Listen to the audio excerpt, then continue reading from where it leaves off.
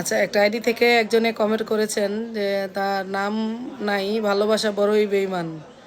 আচ্ছা, আসসালামু আলাইকুম আপু। ওয়ালাইকুম আসসালাম। আমি বিয়ে করেছি 20 দিন হবে, কিন্তু এখন শুনি মেয়ে নাকি মালয়েশিয়া এক ছেলের সাথে বিয়ে হয়েছে। ছেলে তো আর কাবিন নামায় স্বাক্ষর দেয় নাই, তাহলে বউ কার হবে আপু? একটু যদি বলতেন। আচ্ছা, বিয়ে করার আগে আপনার ওই বউয়ের উচিত ছিল একজনের সাথে পরামর্শ করে নেওয়া।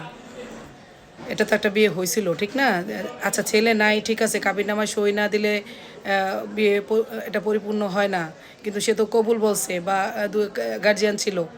একা একা তো আর করে নাই, সাক্ষীরা উপস্থিত ছিল। একটা পরিপূর্ণ বিয়ের শর্ত কি? সাক্ষী উপস্থিত থাকতে হবে, প্রাপ্তবয়স্কের সাক্ষী উপস্থিত থাকতে হবে, এবং ওই যে ভলিউম যেটা কাবিননামায় সেটায় ছেলে মেয়ে উভয় স্বাক্ষর থাকতে হবে, তাহলে সেটা একটা পরিপূর্ণ বিয়ে।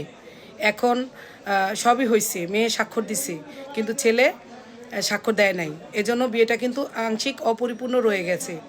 এখন মেয়ে যদি অন্য জায়গায় বিয়ে বসতে হলে সে তো তারটা কমপ্লিট করছে, তাহলে তার কি উচিত ছিল? কাজী অফিসে গিয়ে সেই ভলিউমটায় ক্যান্সেল করে আসা উচিত ছিল যে আমাদের বিয়েটা ভেঙে গেছে, হয় নাই। যেহেতু তালাকের সিস্টেম নাই, যে মেয়ে ছেলে যদি কাবিননামায় সই দিত তাহলে তালাক দেওয়ার সিস্টেম হয়ে যেত, এটা সবাই জানি।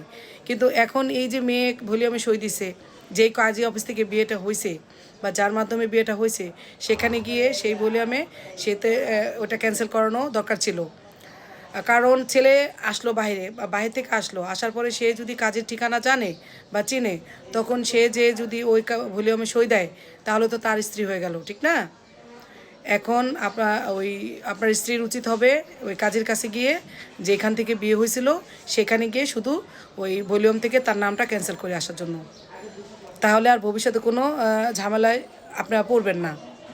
আশা রাখি আপনি আপনার প্রশ্নের আমি যা বলছি সেটা আপনি বুঝতে পারছেন। ধন্যবাদ।